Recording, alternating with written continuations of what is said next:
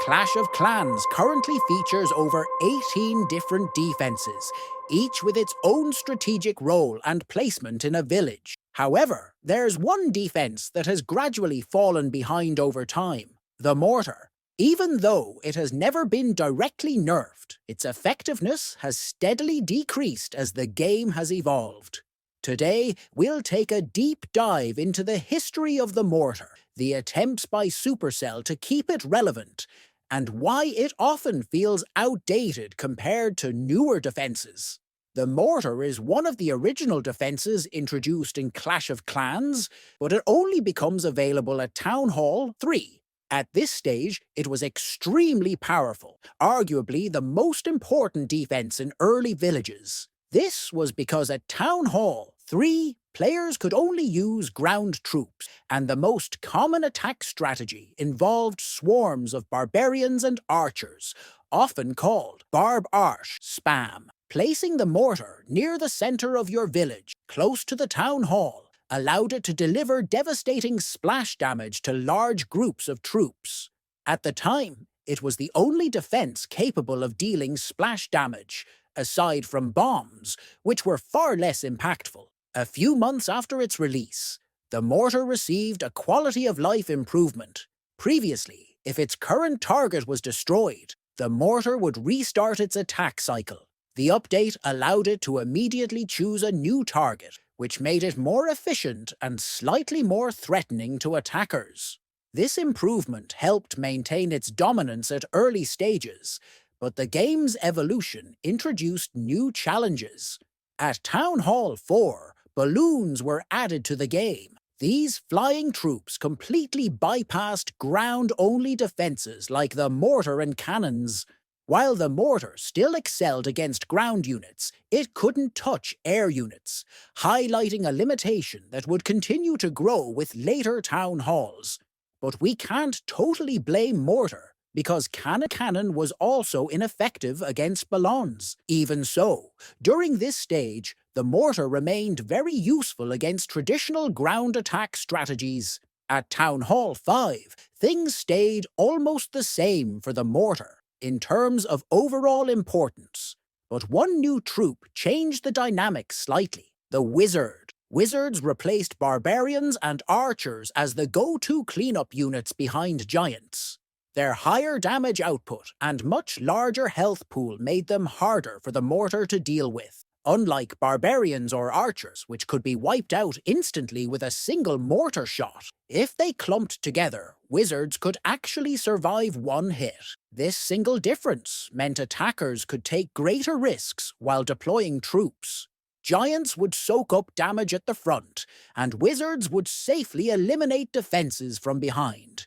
This shift didn't completely erase the Mortar's role, but it definitely made attacking a bit easier. Mortars could no longer guarantee wiping out an entire wave of supporting troops in one blast. Attackers began to see the Mortar less as a game-breaking threat, and more as just another obstacle. But overall, Town Hall 5 was the beginning of its slow decline in effectiveness. At first glance, Town Hall 6 looked like it could have been a revival stage for the Mortar. Players were now allowed to build a second Mortar in their village, which meant more coverage and higher overall splash damage. Two Mortars firing from different angles had the potential to punish large groups of barbarians, archers, or even the wizards that had become more popular at Town Hall 5. In theory, this should have restored the Mortar to the same kind of dominance it enjoyed back at Town Hall 3. But this small upgrade was immediately overshadowed by a major shift in the meta: the introduction of the healer. For the first time, attackers had access to a support troop that could completely change the outcome of a battle. If a group of giants was marching toward defenses and a mortar shell landed, normally that splash damage would chip away at their health and make them vulnerable to other defenses. But with a healer flying above, all of that damage could be restored in seconds, completely undoing the Mortar's work. And if that wasn't enough, Town Hall 6 also unlocked the heal spell. Now attackers had not just one, but two ways to keep their troops alive against mortar fire. Even if a healer was taken out by an air defense, a heal spell could be dropped instantly to bring the entire group of giants or wizards back to full health. Suddenly, the Mortar's slow, clunky attacks felt weaker than ever before. This combination of healers and heal spells made ground attacks far more forgiving. Instead of carefully spreading troops to avoid mortar blasts, players could simply group their units together, drop a heal, and push straight through. It was at this point that the mortar officially began to feel like an outdated defense. Yes, two mortars provided extra coverage, but their actual impact on battles was shrinking. Other defenses, like the air defense and wizard tower, started taking over the spotlight, while the mortar quietly slid into irrelevance. Town Hall 6 can be remembered as the level where mortars lost their fear factor, and attackers stopped worrying about them the way they once did. One thing you can notice about Town Hall 6 is that ground strategies were at their peak. Giants, wizards, and healers backed up by heal spells dominated most attacks. Air attacks, which mainly relied on balloons at that point, began to fade away in popularity because they just weren't as reliable. This shift actually gave mortars a bit of breathing room. Since attackers leaned heavily on ground units, splash damage still had a role to play. But the very next level, Town Hall 7, completely flipped the script. This is the stage where dragons were unlocked, and their arrival changed the entire meta.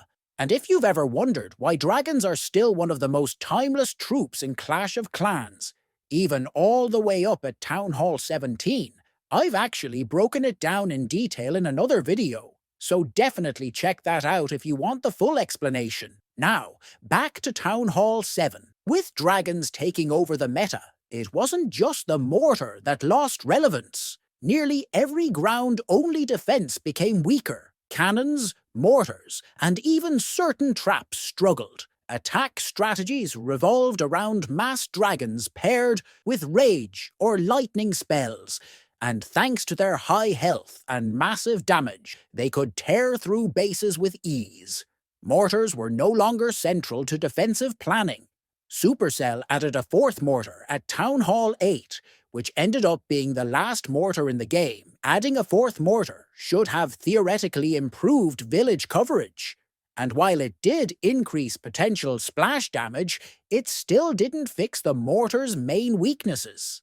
The first issue is the mortar's slow attack landing speed. By the time a shot lands, troops can easily dodge it. The second issue is that it deals very little damage. Out of these two problems, adding a fourth mortar only slightly improved accuracy, since having more mortars increased the chances of hitting troops. But at this town hall, hog riders were extremely popular, and their fast movement made them dodge mortar shots easily. Plus, the mortar has a blind spot up close, so it couldn't hit groups of hogs surrounding them. So, adding a fourth mortar wasn't groundbreaking since its core issues remained unresolved. At Town Hall 9, players started using tankier troops, like Pika and Golem, and mortars were not effective against them because of their low damage. However, their accuracy did improve slightly due to the slower movement speed of these heavy troops. Town Hall 9 wasn't a great phase for mortars, but Supercell did try to buff them at Town Hall 10 by introducing the Gear Up option with the Builder Hall 8 update. This turned them into a mini version of the multi-mortar from the Builder base, firing 3 shots instead of 4. It was an attempt to address the mortar's core issues, but since you could only gear up 1 mortar, it didn't really make a big difference, as players could still take it out easily. The introduction of the Eagle Artillery at Town Hall 11 completely overshadowed mortars. With massive range, guaranteed hits, and the ability to target both air and ground units, it essentially took over the mortar's role. Mortars became more of a decorative defense, adding very little to overall village defense. Attackers could easily ignore them when planning mass attacks, focusing instead on taking down the Eagle Artillery and other advanced defenses. This is how Mortar fall from being the most feared defense at Town Hall, 3 to being obsolete at Town Hall 11. Supercell tried multiple updates to improve health and damage, but these buffs were not enough to make mortars a critical part of defense once again. For mortars to regain their relevance, major changes would be needed. First of all, Supercell needs to improve the mortar's accuracy by introducing a lock-on mechanism like the Eagle artillery, ensuring it hits its target reliably. They should also address the second core problem by increasing its damage output. On top of that, Supercell could consider making mortar shots affect air troops as well, so they can actually deal damage to both ground and air units. I mean, the upcoming Town Hall 18 update at the end of this year could bring something like this. So, that's the end of the video. Thank you for watching, and I'll see you all in the next one.